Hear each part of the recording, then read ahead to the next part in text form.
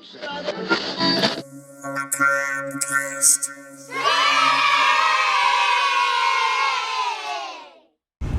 mummy is on the loose, and he's dancing with the devil. You know what that means? It's time for another episode of Macabre Cast.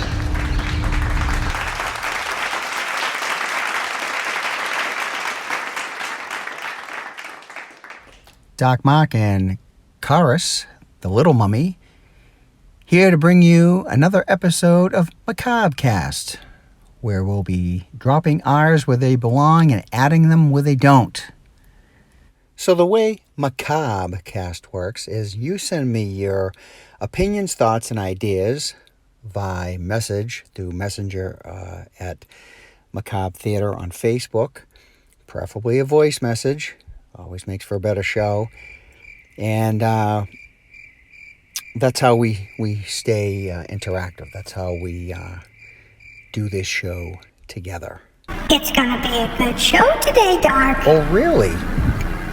Well, you got a letter from Matt and a voice message from Grim Kim. Well, that's what makes this show work. Okay, before we get to Matt's letter, nobody has answered the Jaws trivia question I put out there a couple episodes back. And the question was, where does Steven Spielberg make a cameo in his original masterpiece, Jaws? Steven Spielberg's cameo is he is the Coast Guard that calls Quint during their chase of Bruce, asking or saying that Mrs. Martin Brody wishes to speak with her husband. That's Steven Spielberg's voice. Here's the clip. Amity Point Light Station to Worker. This is Amity Point Light Station to Worker. Come in, Worker. Worker, come in. I have Mrs. Martin Brody here. Put her on. Okay, Karis, let me see. Let me have Matt's letter, please. Okay. Matt was ashamed to admit he was unaware of Steven Spielberg's cameo, and it's his favorite movie of all time. He does mention he knows that Peter Benchley makes a cameo as the TV reporter at the beach, but he had to Google the answer to my trivia question.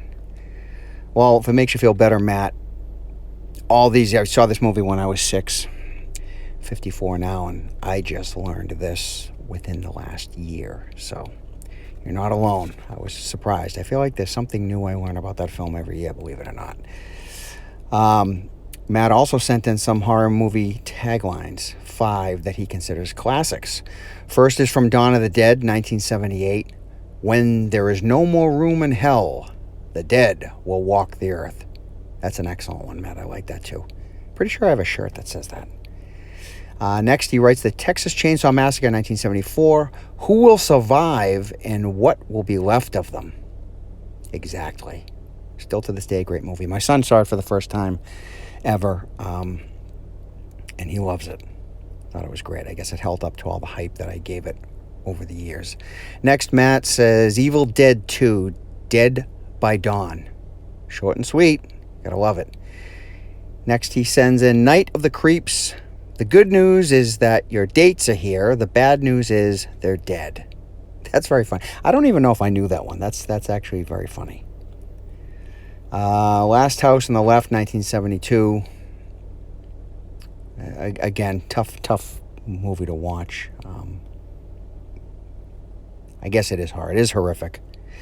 I just don't... I stay away from rape movies. But to avoid fainting, keep repeating, it's only a movie, only a movie, only a movie. Yes, that did originate with Last House, but I believe other films have used that. Or stolen it. Do you copyright taglines? I don't even know. Matt also said, let's see, yeah. He's also not personally a fan of that movie, but the tagline is fantastic. It is fantastic, and like I said, I think it's been stolen many times. Matt wants to know what new theatrical horror releases I'm most looking forward to this year. His 3 anticipated releases are The Voyage of the Demeter, coming out on August 11th. That's Matt's birthday. Yeah, I'm very excited about that too. First movie that ever just focused on that doomed ship that brought Dracula to, I don't know, so many movies do it different. Some bring him to London, some bring him to America. But regardless, the ship that brings Dracula to his destination. It's a whole film of what took place on that doomed ship. It's always very vague in all the Dracula movies. Next is, he says he's can't wait for the new Exorcist. He says he has high hopes for this, even though I did not agree with all the decisions made in the last 3 Halloween sequels. Oh, because it's made by the people who made the Halloween films. I have low expectations for Exorcist. I feel every time that they've tried to make a sequel to that, they've completely dropped the ball. Although I do like Exorcist 3 a lot. I read the book, which was called Legion, and it's very close to the book. The book was, if you ever get a chance, read the book. It's so good and so much more in depth. And of course the film changed the ending because they had to have an exorcism happen in the movie, which is not the way the book ends. They should have just kept the original ending, and didn't feel the pressure of the public to have an exorcism happen in the film. He says his third pick is more family-friendly, combining 2 of his favorite pastimes, horror and Disney, with the new Haunted Mansion. Well, I never cared for the Haunted Mansion, the comedy with Eddie Murphy, and I know there's a new one. It does look pretty decent. I just wish for once they'd stop making it a comedy and try to go a little more serious. I know it's for kids, but you can do PG horror. I just like to see it played straightforward for once, instead of making it funny all the time. And he included a pic of his horror apparel, which he was currently wearing as he wrote this. And he says, keep up the great, and here's the pic. And he says, keep up the great work, Dark Mark. Thank you, Matt. Thank you. Always great to hear from the followers again. Makes the show so much better. And really cool shirt, Matt. And now, voice message from Grim Kim. Here's Grim. Hi, Dark Mark and Little Karis. I am thoroughly enjoying Macabre cast. Just wanted to say that. I don't have any horror merch, but if you have a favorite source, I would love to hear that, because I would like some horror merch. I am waiting on a lady skeleton tee, and I'll post a picture when I get it. I wanted to respond. Things I'm reading right now, or like I always have something I'm trying to read, but The Troop from Nick Cutter, and it's supposed to be scary, and it's set in the woods, camping trip a la I don't know what. I'm excited to read it, hopefully this weekend. In addition, I just had my daughter order me for Prime Day The Playground by Aaron Beauregard, and it's described as a Saw for kids, like a Saw with kids, and I am so psyched to read that. I'll probably save it for my vacation week in a couple weeks. And anyway, I just wanted to mention a couple of things that I'm trying to read, and I would love if anyone else has any other scary book stories to recommend, and perhaps I will drop a review after I read one of the 2 that I just mentioned. I hope you have a great day. I was tickled pink that you mentioned my name a few casts ago. Thank you, Dark Mark. Bye. Ooh, I want to hear more about that book.